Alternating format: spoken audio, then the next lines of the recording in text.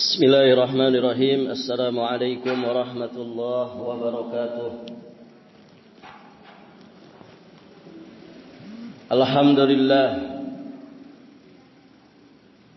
Alhamdulillahilladzi arsala rasulahu bil huda wa dinil haqq liyudhhirahu 'alad dini kullih wa kafaa billahi shahida. Asyhadu an la ilaha illallah wahdahu rabbi la syarika lah wa asyhadu anna Muhammadan abduhu wa rasuluh. Qala Allah ta'ala fi kitabihil karim, ya ayyuhalladzina amanu taqullaha haqqa tuqatih wa la tamutunna illa wa antum muslimun, amma ba'd. Allahumma inna nas'aluka ilman nafi'an wa na'udzu bika min ilmin la yanfa'. Allahumma bika amsayna wa bika asbahna wa bika nahya wa bika namut wa ilaikal masir. Ya hayyu ya qayyum bi rahmatika nastaghith. Aslih lana sya'nana kullahu wa la takilna ila anfusina tarfata 'ain. Para hadirin, akhwat wa ummahat fillah, rahimani wa rahimakumullah. Alhamdulillah, kita senantiasa bersyukur kepada Allah Subhanahu wa taala. Pada kesempatan ini Allah Subhanahu wa taala memudahkan kita untuk hadir di majelis ilmu. Kita memohon kepada Allah Subhanahu wa taala dengan seluruh asma-Nya yang husna, dengan seluruh sifat-sifatnya yang maha sempurna, semoga Allah melimpahkan pahala sebesar-besarnya bagi kita semua.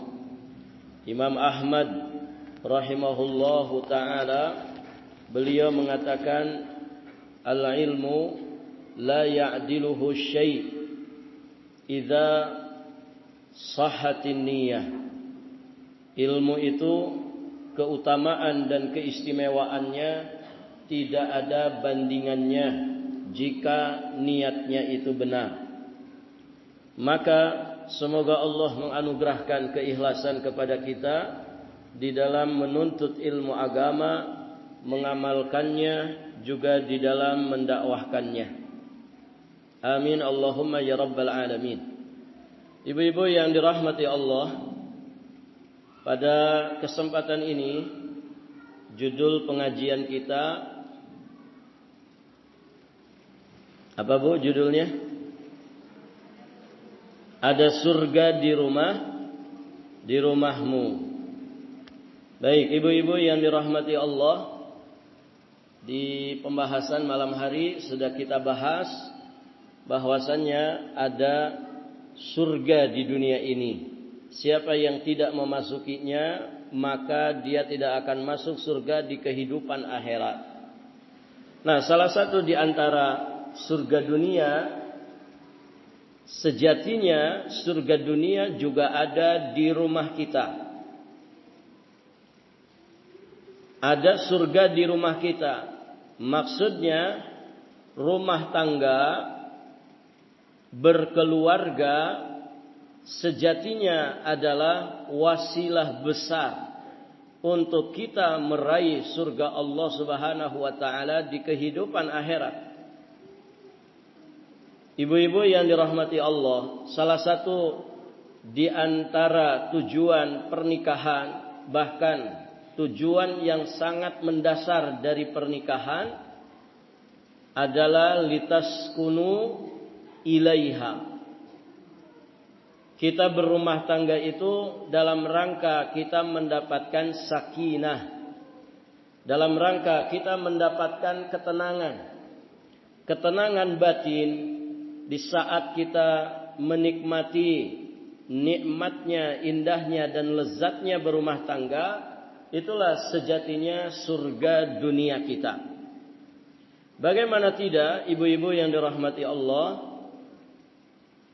komponen di dalam rumah tangga yang terdiri dari suami dan istri, terdiri dari anak keturunan, terdiri bisa saja dari orang tua atau mertua yang biasanya dekat dengan anak, itu semua sejatinya adalah wasilah untuk kita meraih surga Allah Subhanahu wa taala di kehidupan akhirat.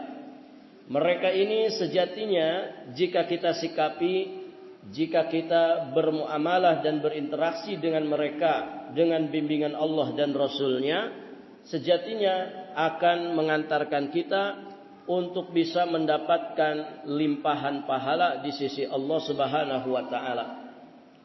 Baik, ibu-ibu yang dirahmati Allah.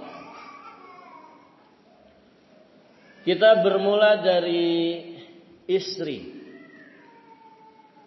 Disebut oleh Nabi sallallahu alaihi wasallam di dalam riwayat Imam At-Tabrani, Imam An-Nasa'i.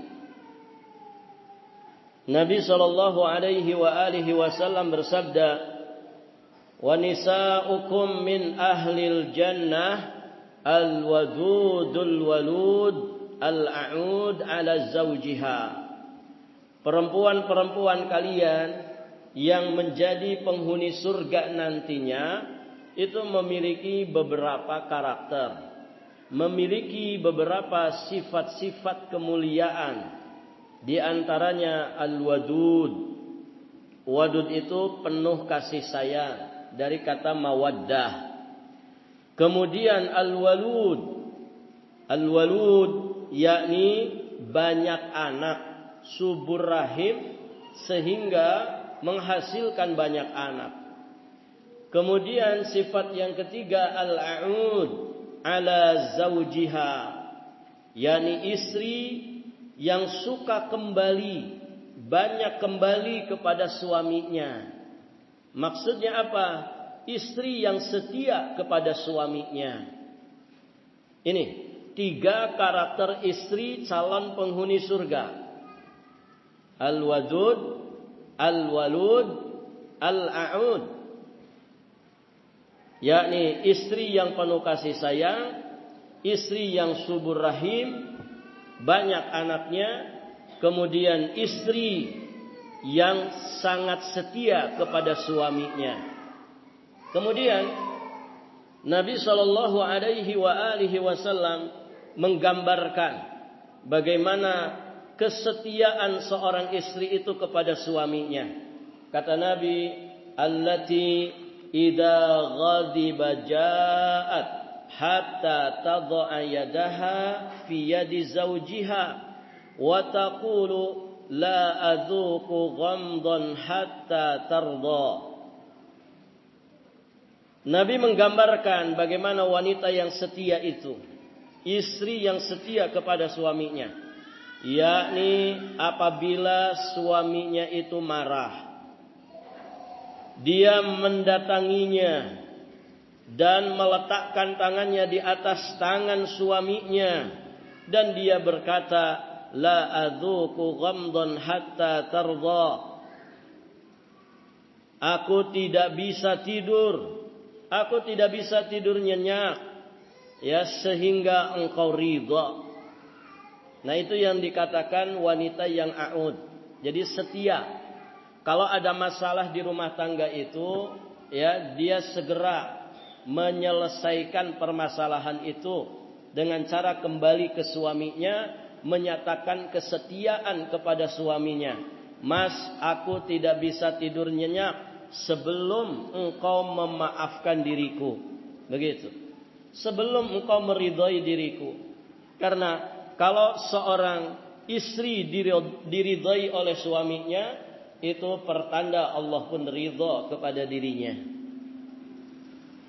Jadi ibu-ibu yang dirahmati Allah, ternyata istri bagi suaminya itu bisa menjadi wasilah untuk mendapatkan surga di kehidupan akhirat. Kemudian demikian pula suami. Suami bagi seorang istri juga sejatinya merupakan wasilah untuk mendapatkan surga di kehidupan akhirat.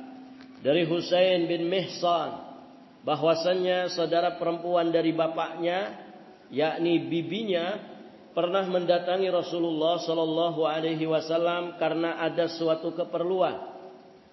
Setelah menyelesaikan keperluannya, Nabi sallallahu alaihi wasallam bertanya kepadanya, "Apakah engkau itu telah bersuami?" Maka kemudian beliau bertanya lagi, "Bagaimanakah sikapmu kepada suamimu? Bagaimana sikapmu kepada suamimu?"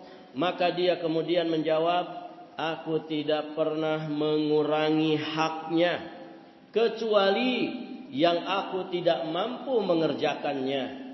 Maka kemudian Rasulullah sallallahu alaihi wasallam menjawab, "Fanzuri aina anti minhu fa innama huwa jannatuki wa naruk." Perhatikanlah bagaimana hubunganmu dengannya, karena suamimu merupakan surgamu sekaligus juga bisa menjadi nerakamu. Ibu-ibu, di sini Rasulullah sallallahu alaihi wasallam memerintahkan kita semua para istri supaya memperhatikan bagaimana hubungannya dengan suaminya. Kalau hubungannya baik-baik saja, di atas bimbingan cahaya Allah dan Rasulnya, di atas bimbingan cahaya sunnah, maka ibu yang dirahmati Allah, suami tersebut menjadi wasilah bagi istri untuk mendapatkan surganya Allah. Namun kalau ternyata hubungan si istri dengan suaminya ini sedang tidak baik-baik saja, maka bersegeralah untuk memperbaikinya. Karena bisa jadi hubungan yang tidak baik itu, hubungan yang tidak sedang baik-baik saja itu bisa mengantarkan dirinya untuk kemudian mendapatkan neraka Allah. Karena ibu-ibu yang dirahmati Allah, salah satu di antara kejahatan yang sering digencarkan oleh syaitan terhadap manusia adalah memisahkan antara suami dan istri yang saling bercinta kasih. Begitu ya. Artinya apa? Biar bercerai-berai. Karena perceraian seringkali memadoroti masing-masing pihak.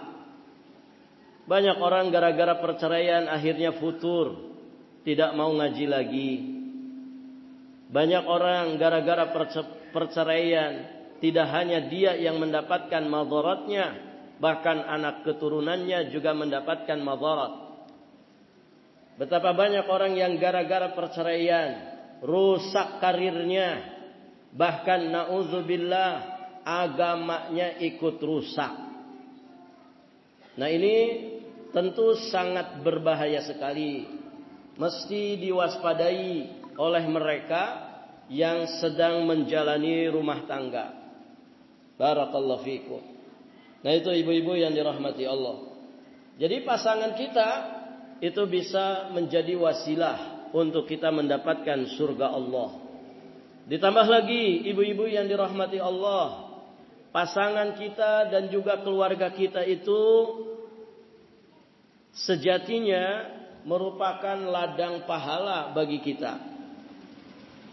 Ibu-ibu, kegiatan rutin yang dilakukan oleh suami istri yang disebut dengan jima', yang disebut dengan hubungan badan, barakallahu fikum, ternyata itu adalah ladang pahala. Nabi yang menyebutkannya di riwayat Imam Muslim, kata Nabi sallallahu alaihi wasallam, wa fi bud'i ahadikum sadaqah. Setiap kemaluan kalian itu ada sedekahnya. Qalu ya Rasulullah. Para sahabat kemudian bertanya, wahai Rasulullah, ayati ahaduna syahwatahu wa yakunu lahu fiha ajr? Apakah seandainya kami menyalurkan syahwat kami kepada istri, akankah kemudian mendapatkan pahala? Bagaimana bisa? Bagaimana bisa bernikmat-nikmat dengan pasangan kemudian dikasih pahala? Maka kemudian Nabi sallallahu alaihi wasallam balik bertanya, yang sesungguhnya itulah jawabannya. Kata Nabi, "Ara'aitum law wada'aha fi haramin akana alaihi fiha wizr?" Tidakkah kalian mengetahui jika seseorang itu menyalurkan syahwatnya di jalan yang haram, apakah dia mendapatkan dosa? Jelas jawabannya iya.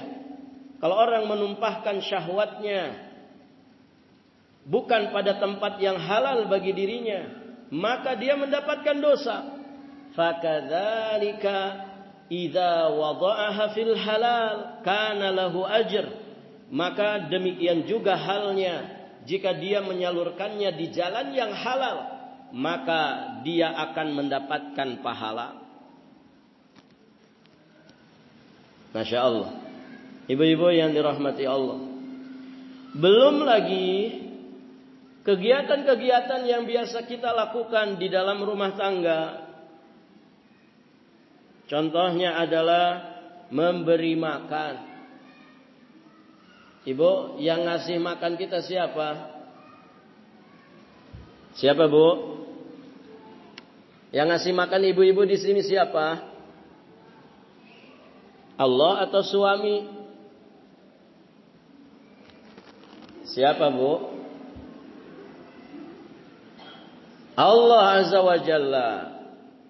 Yang memberi makan kita Allah. Wasilahnya lewat siapa? Perantaranya lewat siapa? Lewat suami. Ternyata suami memberi makan ke istri seorang ibu memberi makan anak keturunannya. Ini semua kegiatan yang berpahala. Sebagaimana di dalam sebuah hadis riwayat Imam Ahmad yang derajatnya hasan dari sahabat yang mulia Al-Miqdam bin Ma'di Karib. Beliau berkata bahwa Rasulullah sallallahu alaihi wasallam bersabda, "Ma at'amta nafsaka fahuwa laka shadaqah." Harta yang dikeluarkan sebagai makanan untukmu dinilai sebagai sedekah untukmu. Ibu, kalau kita makan nih, kita sendiri makan, itu sedekah bukan? Ibu suka makan, doyan banget. Gitu. Taib. Kalau kita makan, itu hitungannya sedekah bukan? Sedekah bukan, Ibu? Sedekah. Nabi barusan yang kita sampaikan menyatakan, "Ma'at'amta nafsaka fahuwa laka sadaqah."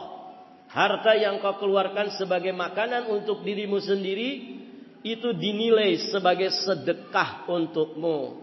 Ya, selama tidak berlebih-lebihan ya. Ustaz, saya doyan makan. Kan katanya kalau makan untuk diri sendiri itu nilainya sedekah. Makanya sekali makan saya 3 piring. Makanya berat badan saya naik terus. Berarti saya banyak sedekah. Betul, Bu? Salah. Kenapa? Karena yang dimaksud tetap dengan kadar batasannya. Kulu washrabu wala tusrifu. Kan begitu kata Allah. Silahkan kalian makan, silahkan kalian minum, namun janganlah kalian berlebih-lebihan. Kalau kemudian berlebih-lebihan, nilainya bukan sedekah lagi. Justru itu madharat. Itu sama saja dengan bunuh diri. Mengarahkan kita kepada kemadharatan. La darara wa la dirara. Kata Nabi, jangan kau melakukan sesuatu yang bahaya dan membahayakan orang lain. Wala tulqu bi aidikum ila tahlukah. Janganlah kalian melemparkan ya diri-diri kalian ke dalam kebinasaan. Jangan kalian menjerumuskan diri-diri kalian ke dalam kebinasaan. Maka tentu tetap dengan kadar batasannya. Intinya harta yang kita keluarkan untuk kita manfaatkan ya untuk makan, kita manfaatkan untuk makan, ini nilainya sedekah. Wa ma at'amta waladaka fahuwa laka sadaqah. Begitu pula makanan yang engkau berikan pada anakmu. Makanan yang engkau berikan kepada anakmu nilainya juga sedekah. Wa ma at'amta zaujataka fahuwa laka sadaqah. Begitu juga makanan yang engkau berikan pada istrimu itu juga bernilai sedekah untukmu. Wa ma at'amta khadimaka fahuwa laka sadaqah. Dan juga makanan yang engkau berikan kepada pembantumu itu juga termasuk sedekah. Masya Allah. Hubungan badannya sedekah, ngasih makannya juga hitungannya sedekah. Di redaksi yang lain Nabi mengatakan, wa fi imra'atik laka sadaqah. Pada mulut suapan makanan yang engkau berikan ke mulut istrimu itu nilainya sedekah. Satu suap saja nilainya sedekah. Bagaimana kalau satu piring? Ini semua limpahan pahala yang bisa didapatkan dengan cara kita berumah tangga. Ibu-ibu yang dirahmati Allah. Bahkan di dalam rumah tangga, ibu-ibu yang dirahmati Allah, istri itu sejatinya adalah surga dunia bagi suami. Sebagaimanapun suami demikian, menjadi surga dunia bagi istrinya. Anak-anak menjadi surga dunia bagi orang tuanya. Orang tua menjadi surga dunia bagi anak-anaknya. Nah, terkait dengan istri, istri itu juga menjadi obat peluruh. Obat peluruh nafsu. Ibu, suami kalau kerja di luar rumah, apa yang terjadi padanya, Ibu? Capek iya jelas. Apalagi pusing mungkin, depresi mungkin, otot-ototnya ya tegang, urat-urat sarafnya tegang. Makanya kalau suami itu baru datang dari kerjaan, apalagi suami kita memang kerjanya dengan otot, nah itu ibu jangan banyak bicara, jangan banyak ngomong dulu. Itu sedang tegang-tegangnya dia. Apalagi di perusahaannya banyak masalah, banyak problematika. Maka ya biarkan dia dulu tenang. Nah, ibu-ibu yang dirahmati Allah, ternyata istri itu menjadi obat peluruh dari nafsunya. Dia mesti melenturkan otot-ototnya. Dia mesti melenturkan urat-urat sarafnya. Maka usahakan, ini kata para pakar ibu ya, usahakan ya setidak-tidaknya 3 hari sekali. Ya, 3 hari sekali. Jangan pernah absen untuk kemudian beribadah kepada Allah melalui wasilah yang disebut dengan hubungan badan. Itu selain memang itu adalah ibadah, ada banyak tujuan mulia di balik itu semua, juga ternyata sangat bermanfaat untuk kemudian meluruhkan nafsunya suami, kemudian untuk melenturkan urat-urat sarafnya, melenturkan otot-ototnya, sehingga dia kembali rileks dan semangatnya terbarukan.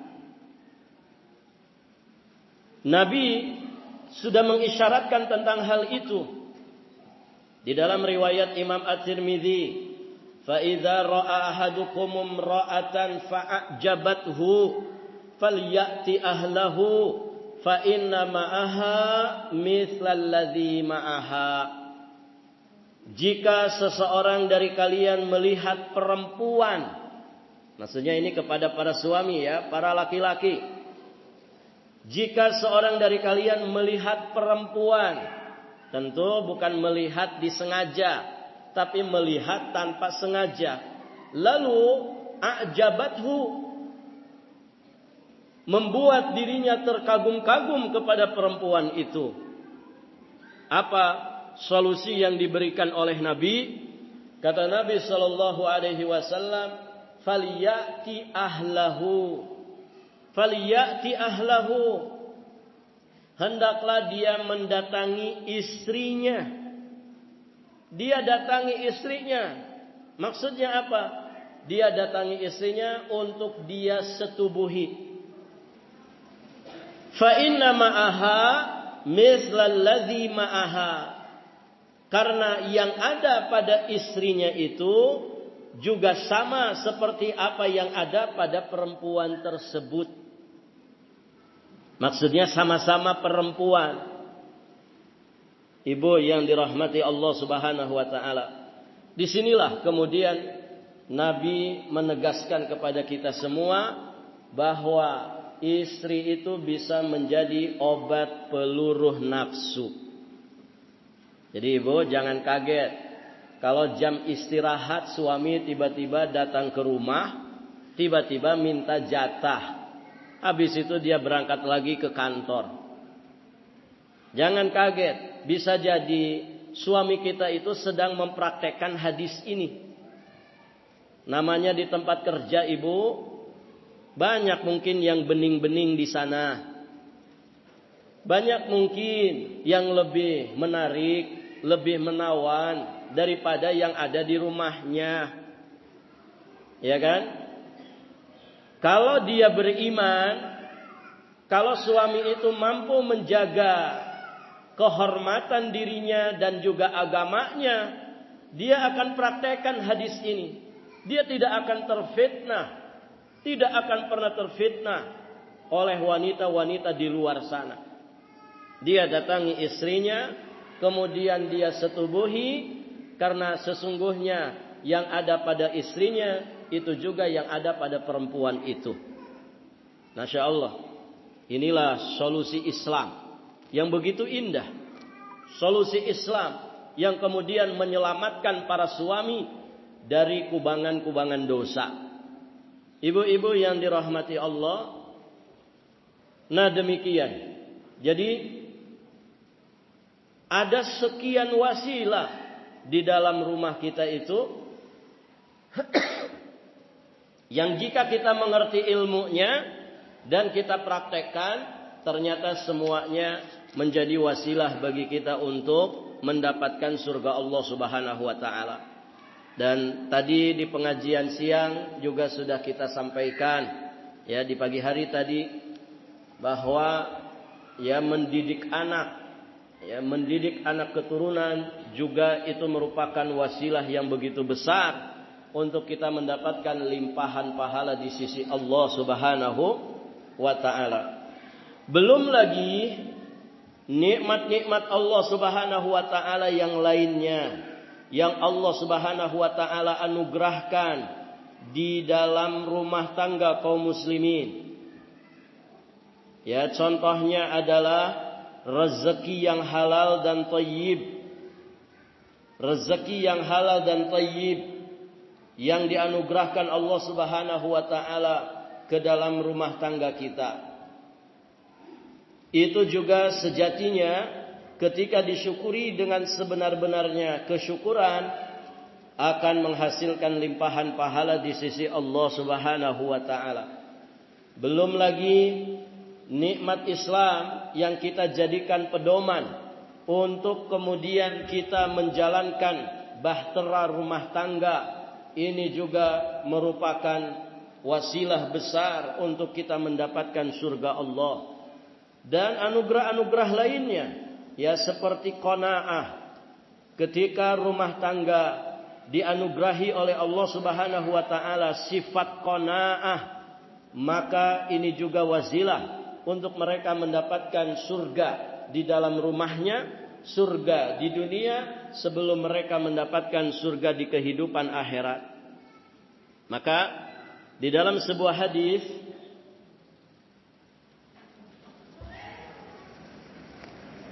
sebuah hadis dari Abi Muhammad Fadalah bin Ubaid al-Ansari radhiyallahu taala anhu, yang diriwayatkan oleh Imam Tirmidzi, dan Imam At-Tirmidzi menyatakan hadisnya hasan sahih. Abi Muhammad Fadalah bin Ubaid Al-Ansari, beliau mengatakan, annahu sami'a Rasulullah sallallahu alaihi wasallam yaqul, bahwasanya beliau mendengar Rasulullah sallallahu alaihi wasallam bersabda, tuba liman hudiya ilal Islam wa kana aishuhu kafafan wa qana'a. Perhatikan hadis ini. Kata Nabi sallallahu alaihi wasallam, berbahagialah bagi orang yang mendapatkan petunjuk untuk memeluk Islam. Berbahagialah bagi mereka yang diberi rezeki yang sekedar cukup, lalu dia qanaah, merasa puas, merasa ridho dengan jatah pemberian rezeki yang Allah Subhanahu wa taala berikan kepada dirinya. Ada 3 di sini Ibu ya. Hidayah Islam, kemudian rezeki yang cukup, dan sifat qanaah. Ini kalau ada di dalam rumah tangga kita, kata Nabi, kita akan mendapatkan tuba. Tuba itu apa? Ada 2 penjelasan di kalangan para ulama, yang dua-duanya sebetulnya maknanya tidak saling bertentangan. Yang pertama, tuba itu wadin. Ya, tuba itu syajaratun fil jannah. Tuba itu adalah sebuah pohon yang ada di surga. Sebuah pohon yang ada di surga. Jadi ada beberapa amal Ibu yang pahalanya itu disebutkan secara spesifik. Mendapatkan sesuatu di surga. Ada amal yang kalau dikerjakan dapat istana di surga. Ada amalan yang kalau dikerjakan kemudian akan mendapatkan istana yang begitu indah di surga. Yang bagian dalamnya kelihatan dari luar, yang luarnya kelihatan dari dalam. Begitu ya. Ada yang amalan yang jika dikerjakan akan ditanamkan pohon di surga. Begitu. Dan demikian seterusnya. Nah, tuba itu salah satu maknanya adalah sebuah pohon yang ada di surga Allah. Kemudian sebagian penjelasan mengatakan tuba itu maksudnya adalah kebahagiaan dan keberuntungan yang tidak ada penghujungnya. Masya Allah. Di mana Ibu kebahagiaan dan keberuntungan yang tidak ada ujungnya? Di mana itu? Hanya ada di surga. Jadi 2 makna tadi tidak saling bertentangan. Nah, sedikit kita bahas ibu-ibu yang dirahmati Allah. Bagaimana ketika rumah tangga kita mendapatkan hidayah Islam, mendapatkan rezeki yang cukup, dan mendapatkan sifat qanaah. Dari sini kita memahami bahwa hidayah Islam itu nikmat yang tertinggi. Hidayah Islam itu nikmat yang tertinggi. Nikmat yang paling besar, nikmat yang paling utama. Maka siapa yang mendapatkan segala nikmat dunia tetapi tanpa nikmat Islam, maka nikmatnya itu tidak akan sempurna. Memegang sedikit nikmat dunia tetapi bersama nikmat memeluk Islam, maka itu sejatinya adalah nikmat yang banyak, nikmat yang sempurna. Sebab dengan Islam kita bisa mampu melewati cobaan hidup dengan lebih baik. Dan hanya dengan berislam kita itu bisa mendapatkan rahmat Allah Subhanahu wa ta'ala di akhirat nanti. Maka di poin ini tentang hidayah Islam ini itu bisa menjadi tasliyah bagi kita. Ya, tasliyah itu hiburan hati. Saat merasa banyak sekali harapan di dalam hidup kita yang selalu gagal kita capai. Tidak masalah selama kita masih punya nikmat Islam. Ya kan? Karena itulah nikmat paling besar. Sedikit nikmat dunia kalau dibarengi dengan nikmat Islam itu jadi banyak, ya. Dan itu ya sangat membahagiakan. Begitu. Maka ingatlah selalu di saat kita itu telah berislam, artinya Allah telah memberikan karunia-Nya yang terbesar. Dan jangan pernah melupakan besarnya nikmat Islam dalam kehidupan. Ibu, kita nggak punya apa-apa tapi masih punya iman dan Islam, sejatinya kita memiliki segalanya. Maka kaum muslimin yang punya kualitas iman dan Islam yang sangat tinggi, dia tidak khawatir dengan dunia ini. Tidak khawatir dengan dunia ini. Apalagi ngejar-ngejar dunia. Ibu, kalau orang ngejar dunia, berarti dunia ada di mana? Ada di mana, Bu? Ibu suka ngejar dunia. Kalau kita ngejar dunia, dunianya berarti di mana? Ibu, kalau ngejar sesuatu, yang dikejar itu di depan apa di belakang? Di depan. Paham, Ibu? Berarti kalau orang ngejar dunia, dia jadikan dunia itu di hadapan dirinya. Bodoh enggak, Ibu? Bodoh. Kenapa? Yang ada di hadapan kita itu harusnya akhirat. Nah, kita sekarang lagi menuju kemana ini, Ibu? Mau pada kemana ini, ibu-ibu? Sama, kita semua ini sedang berjalan mendekati mana? Mendekati akhirat. Apalagi mohon maaf, ibu yang sudah banyak tanda-tanda kematiannya. Ada yang sudah ubanan di sini? Nah, uban itu tanda dekatnya kematian. Iya. Ada yang sudah bungkuk ketika berjalan. Nah, itu juga tanda bahwa kita sebentar lagi menuju tanah. Ya. Ada yang sudah buram matanya, Ibu. Nah, itu. Ketika buram mata berarti dunia ini semakin suram, semakin buram.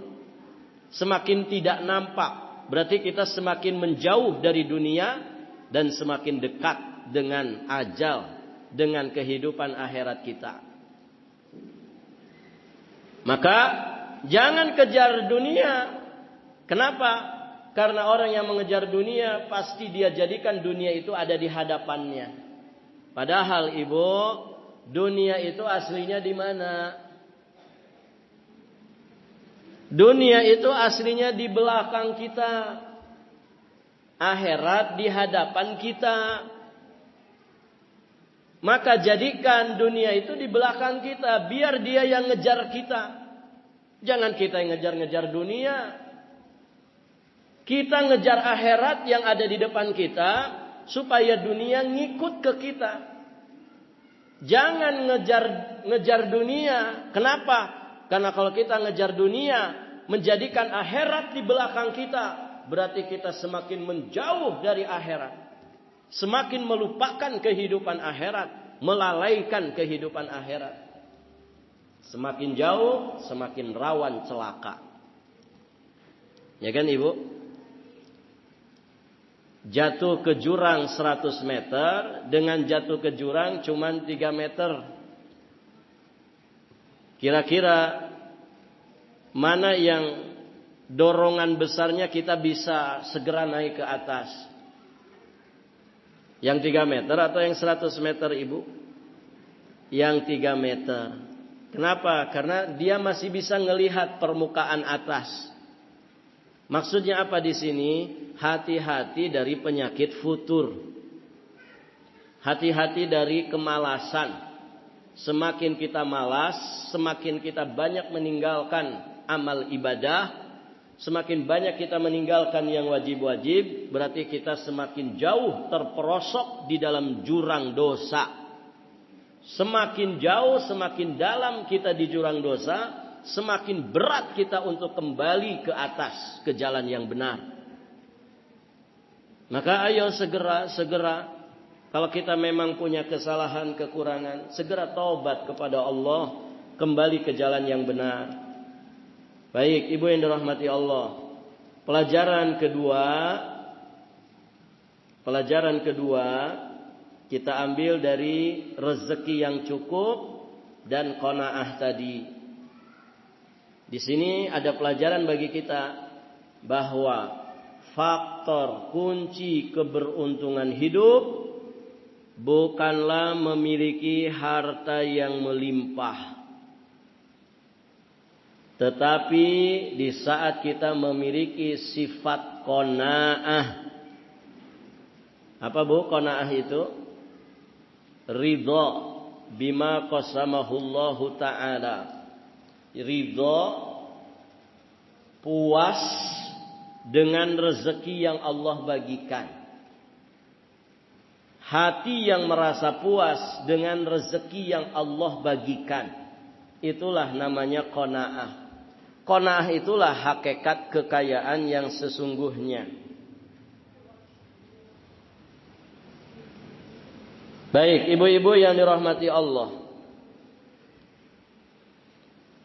Tentu penjelasan ini kita bukan sedang menafikan manfaat harta yang banyak yang memang bisa mendukung ibadah ataupun bisa membeli segala sesuatu yang membantu kehidupan kita.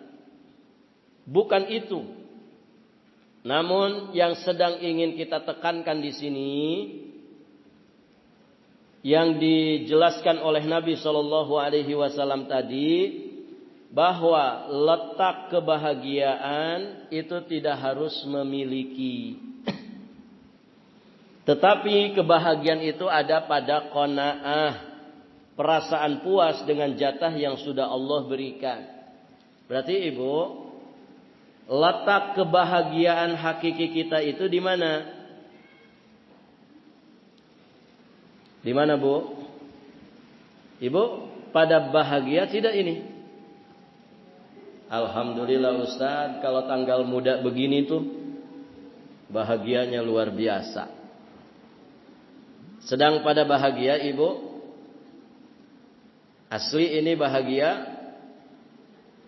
Boleh saya tanya, bahagia itu letaknya di mana? Bahagia itu letaknya di mana, Bu? Bahagia itu ternyata tidak jauh dari diri kita. Letak bahagia itu di dalam hati.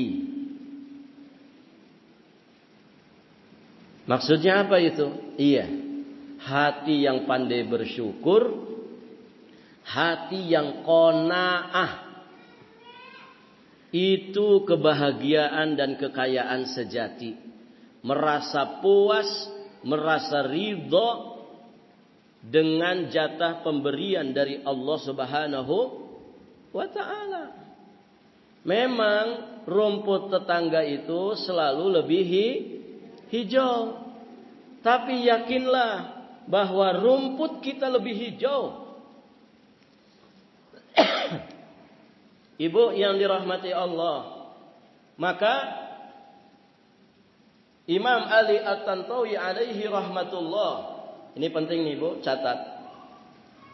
Beliau menyatakan as-sa'adatu ta'ti min dakhilin nafsi la ta'ti min kharij. Sumber bahagia itu ada di dalam diri kita sendiri, bukan dari luar diri kita.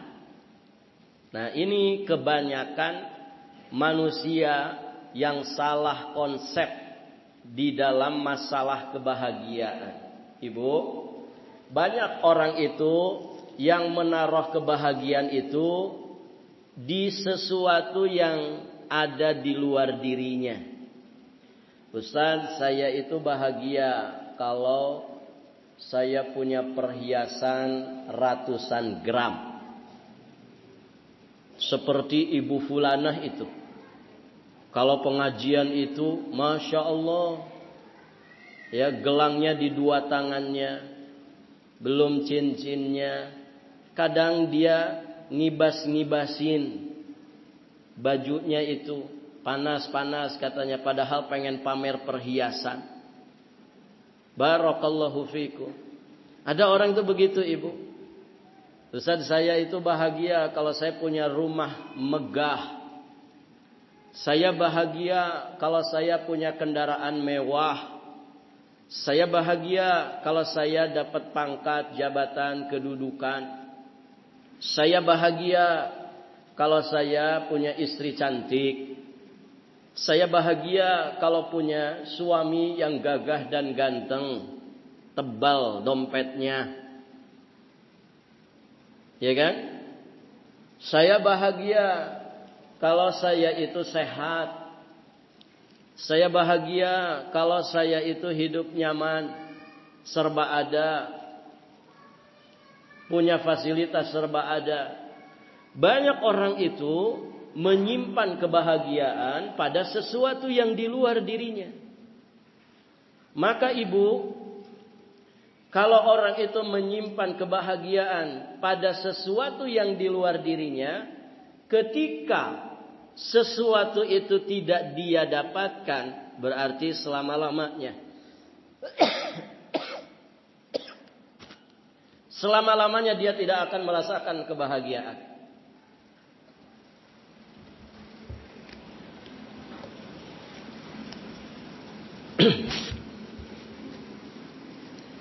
Kalaupun dia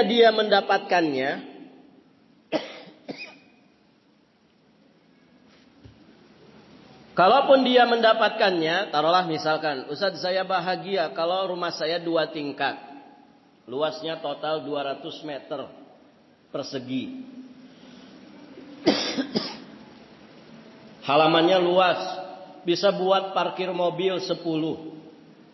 Di belakangnya ada kebun dan kolam renang.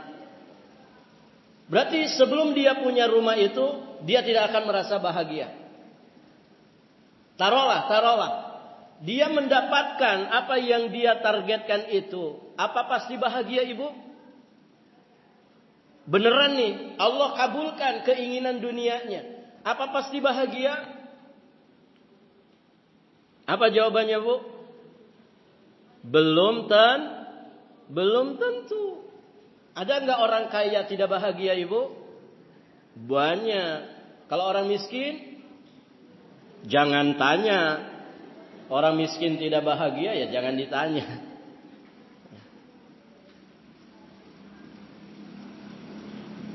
Ada seorang ibu telepon seorang ustadz, curhat sama ustadz. Ustadz, saya dikasih suami saya jatah bulanan 80 juta. Bersih. Maksudnya di luar uang dapur, uang sumur, uang kasur, ya. Uang pendidikan anak. Pokoknya buat saya sendiri bersih 80 juta. Ada ibu-ibu yang sebulan dapat segitu, Bu? Ada, Bu? Nggak ada yang mau ngaku. Ibu tahu curhatan si ibu ini apa? Tapi Ustaz, saya tidak bahagia. Aneh tidak, Ibu? Kalau kita yang ngebayangin, aneh enggak itu? Aneh sekali. Kalau bayangan kita, Ibu, bodoh banget itu si ibu itu. Dikasih 1 bulan 80 juta kok nggak bisa bahagia. Coba saya. Oh, kalau saya nggak usah 80 juta, 50 juta saja sudah bahagia. Begitu kan, Ibu? Bayangan kita begitu. Apakah iya kalau kita ada di posisi dia juga pasti bahagia? Oh, itu buktinya si ibu ini nggak bahagia. 80 juta 1 bulan bersih. Tidak bahagia. Ya. Maka bahagia itu bukan pada sesuatu yang di luar diri kita. Bukan. Dia ada di dalam diri. Syekh Ali Tantawi tadi melanjutkan, as-sa'adatu hiya ridha. Yang namanya sa'adah itu, kata kunci kebahagiaan itu adalah ridho, puas, merasa cukup dan mencintai pemberian Allah Subhanahu wa taala. Fa idza aradtum an takunu su'ada fardau. Maka jika Anda ingin bahagia, ridhoilah pemberian Allah Subhanahu wa taala itu. Maka jika Anda ridho, Anda adalah orang yang berbahagia. Namun semakin Anda banyak menuntut, ingin ini dan ingin itu, kebahagiaan Anda semakin berkurang. Maka di sini Ibu terakhir nih, bedakan antara dua hal. Ada kunci kebahagiaan, ada namanya faktor pendukung hidup bahagia. Nah, yang kita buru, yang kita cari, yang mana Bu? Kunci kebahagiaan atau faktor pendukung hidup bahagia? Yang mana Bu? Kunci dong.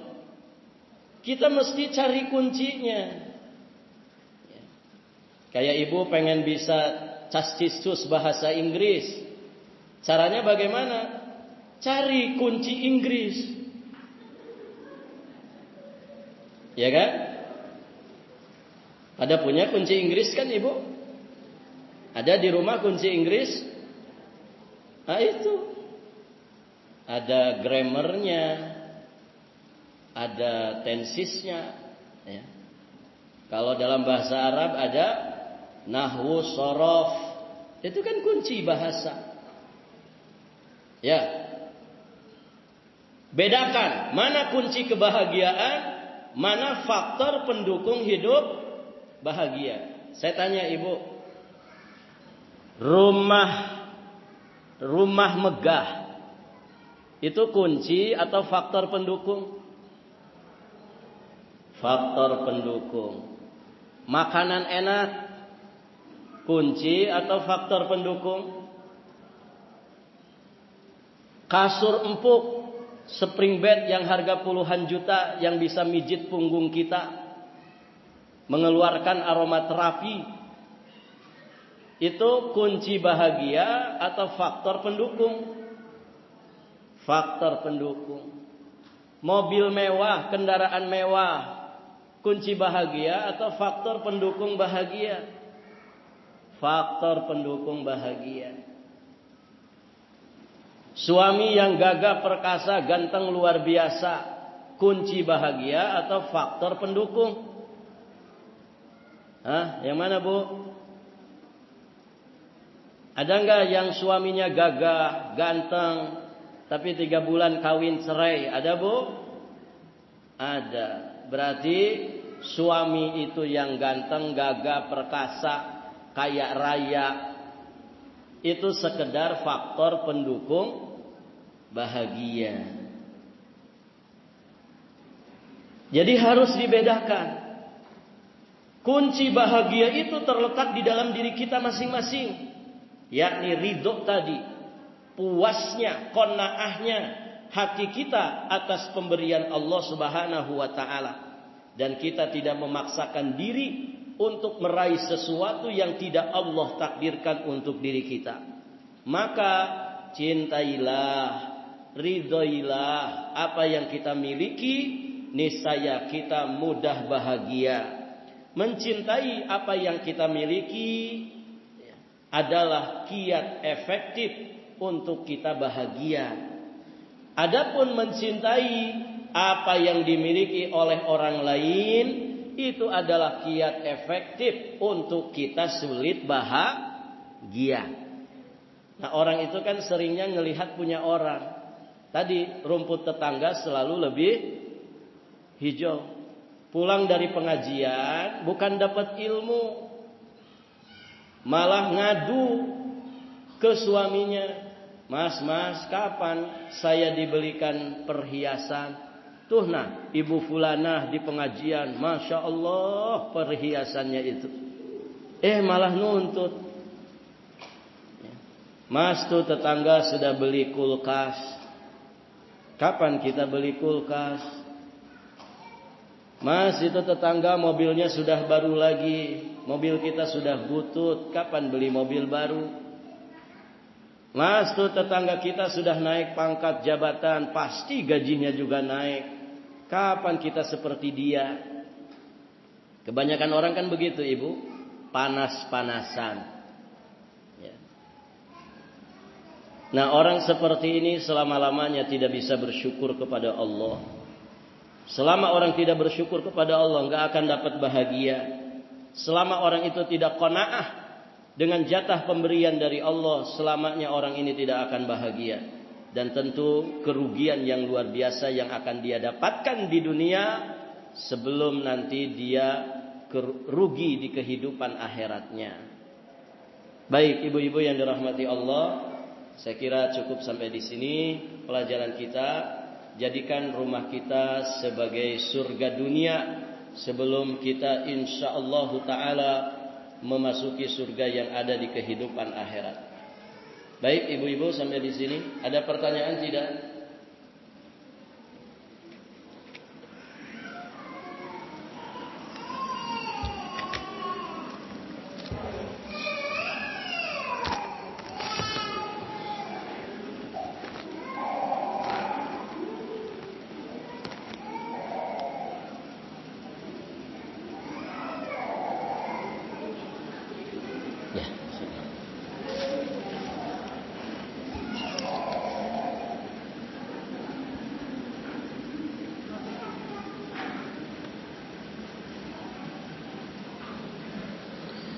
Izin bertanya, Ustadz, bagaimana cara menjaga keharmonisan rumah tangga di mana istri dan suami bekerja di siang hari dan hanya memiliki waktu yang singkat di malam hari? Ibu, barakallahu fiikum. Yang wajib cari nafkah siapa? Ibu, yang wajib cari nafkah siapa? Suami. Istri wajib cari nafkah tidak? Tidak. Istri itu wajib dinafkahi, bukan cari nafkah. Ya. Ustaz, berarti seorang istri itu tidak boleh cari duit, tidak boleh bekerja. Bukan tidak boleh. Kalau memang seorang istri dengan kebaikan hatinya ingin membantu perekonomian suaminya, silahkan dia cari duit, silahkan dia mengais rezeki, silahkan dia bekerja, dengan catatan jangan sampai mengabaikan kewajiban dia sebagai istri di rumah tangganya, mengabaikan kewajiban dia sebagai ibu dari anak-anaknya. Ibu, di zaman kita saat ini, Masya Allah, segala fasilitas Allah mudahkan. Ada ibu rumah tangga kerja dari rumah. Namanya apa itu? Work from home. WFH. Omsetnya miliaran. Jualan sambal online. Masya Allah ibu. Dia tetap ada di rumah, bantu perekonomian suaminya, tanpa mengabaikan kewajibannya sebagai ibu bagi anak-anaknya, tanpa mengabaikan kewajiban dia sebagai istri bagi suaminya. Fitrah suami itu memang di luar rumah. Biarkan dia berkeliaran di muka bumi ini mencari rezeki yang halal dan thayyib. Istri fitrahnya di rumah. Ya ibu, maka jika suami dan istri dua-duanya berkarir, padahal mungkin penghasilan suami itu sejatinya cukup saja untuk memenuhi kebutuhan rumah tangganya, ini bisa jadi masalah. Ibu, terlalu banyak masalah rumah tangga terjadi gara-gara si istri berkarir, si suami juga berkarir. Apalagi karirnya itu misalkan di tempat-tempat yang sangat rawan. Paham maksud rawan ibu? Si suami di kantor, si istrinya juga di kantor. Si suami punya banyak teman perempuan di kantornya, si istri punya banyak teman laki-laki di kantornya. Oh, itu masalah. Ya, ibu.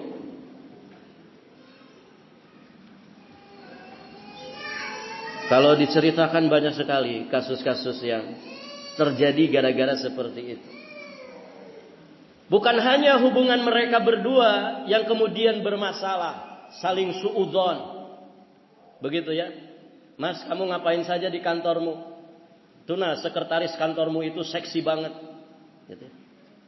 Karena si istrinya juga berkarir, si suami nggak mau kalah. Loh, kamu ngapain di kantor? Itulah teman-teman laki-lakimu nah. Ini akhirnya saling suudzon. Tiap datang ke rumah tengkar terus. Sudah di waktu-waktu mereka lelah, capek, datang ke rumah seperti neraka.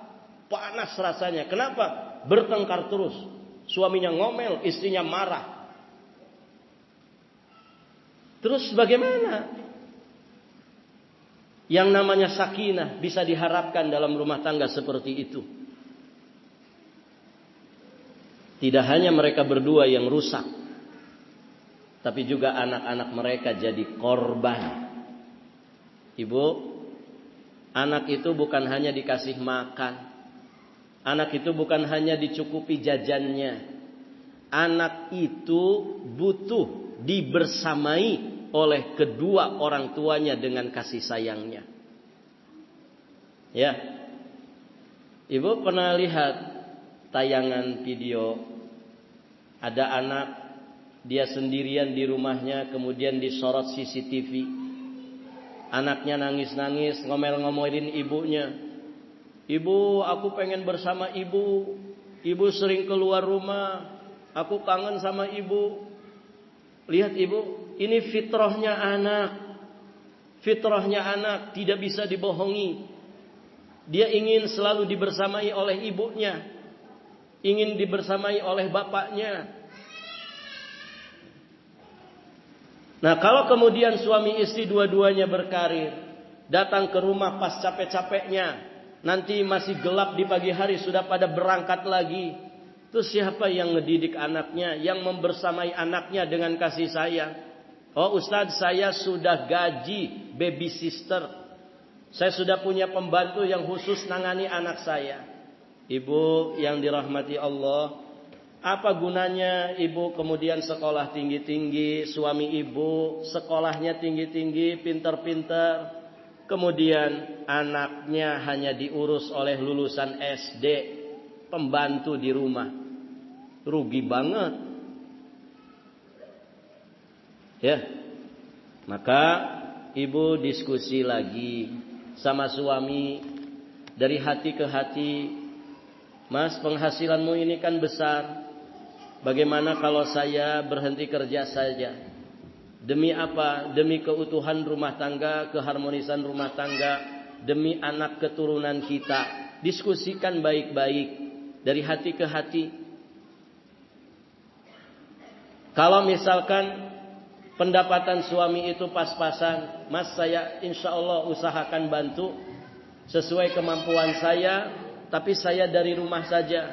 Ibu kreatif di rumah ngapain? sehingga bisa meningkatkan perekonomian di rumah tangga tanpa mengganggu kewajiban utama. Nah, ini mesti diupayakan. Kenapa?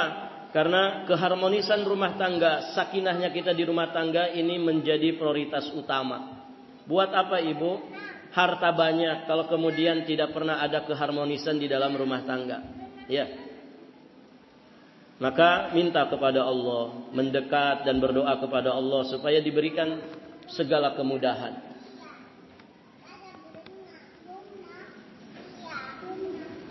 Bagaimana menanggapi seorang ibu yang zalim terhadap anaknya dan apabila dikasih nasihat yang baik dianggap kita menyakiti? Iya. Dinasehati orang seperti ini dengan cara yang terbaik. Dengan cara yang terbaik. Kalau nasihat kita diterima, alhamdulillah.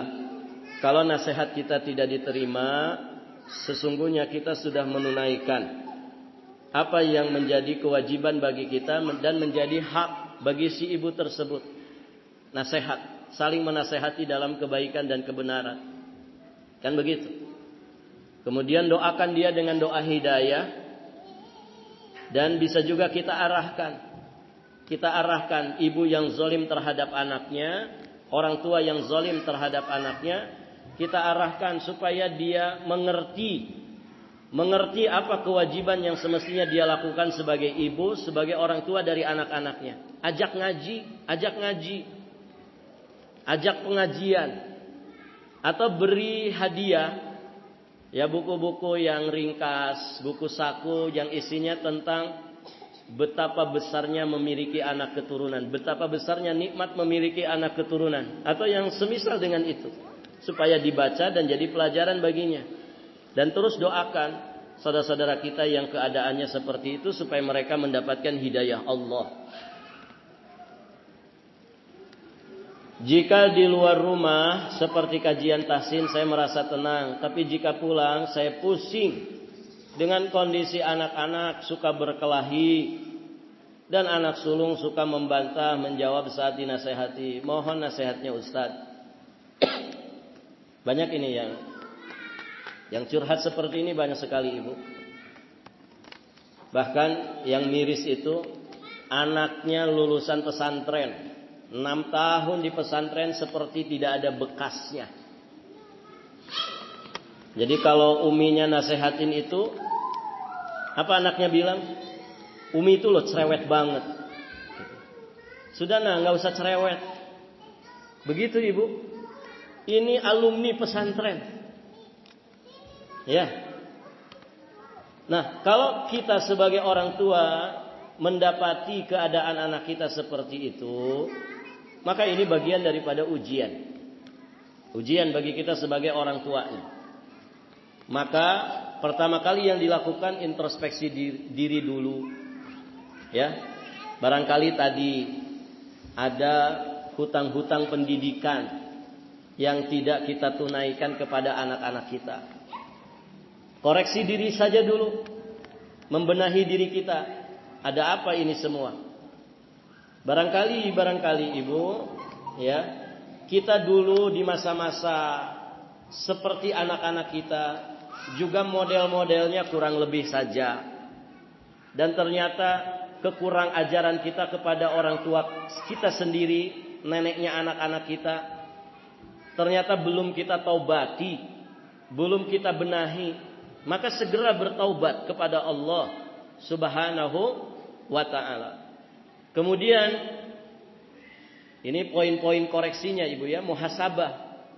Kenapa anak itu modelnya begitu suka kelahi? Coba tanya hubungan kita dengan suami. Pernah nggak kita kelahi dengan pasangan di hadapan anak-anak kita? Pernah nggak kita saling cekcok, bantah membantah, bahkan dengan sangat emosi dengan pasangan kita, kemudian ditonton oleh anak-anak kita? Nah, itu semua menjadi bahan muhasabah bagi kita. Kalau memang ada, segera taubat, segera minta ampun kepada Allah dan berazam untuk memperbaiki. Kemudian selanjutnya kita rubah sikap. perbaiki sikap kepada anak-anak, berikan keteladanan kepada anak. Ya Ibu, kalau kita sudah melakukan menempuh poin-poin kebaikan tadi, ternyata anak kita masih saja modelnya seperti itu, terus doakan dan bersabar. Barangkali saat ini mereka keadaannya seperti itu, bisa jadi suatu saat nanti, ya, kelak di kemudian hari ternyata anak kita beneran berbakti kepada kita sebagai orang tuanya. Karena ada kalanya hidayah untuk anak itu datang saat dia kemudian menanggung amanah yang begitu besar. Saat dia misalkan menikah, baru tahu rasa ternyata punya pasangan, punya anak itu tidak mudah. Akhirnya dia dapat hidayah untuk berbakti ke kita sebagai orang tuanya. Bisa jadi seperti itu, maka sabar saja. Dengan terus kita ikhtiar yang terbaik, berikan keteladanan yang terbaik, dan terus mendoakan anak-anak kita dengan kebaikan. Semoga Allah mudahkan segala urusan. Kita cukupkan sampai di sini. Subhanakallahumma bihamdik, asyhadu an la ilaha illa anta, astaghfiruka wa atubu ilaik. Hadanallahu wa iyyakum ajmain. Wallahul muwaffiq ila aqwamit thoriq. Al-'afwu minkum. Wassalamu alaikum warahmatullahi wabarakatuh.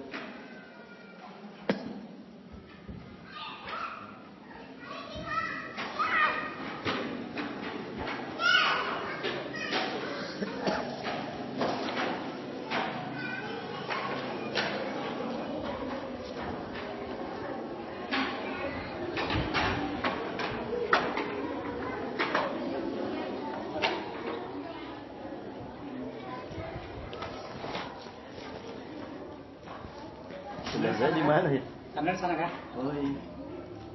Ibu-ibu ya. Oh, sebentar. Ini punya siapa? Tahu. Tahu, tenang aja. Kamera sebentar ya, mohon. Saya lupa. Teman-teman di mana? Teman-teman di mana? Ini berangkat ini Ngodi. Nanti tuh ada orangnya ini. Sebentar biar ambil aja dulu. Hah? Ambil aja biar Bapak jalan tunggu sini. Oh gitu ya. Bentar ya. Kalau yang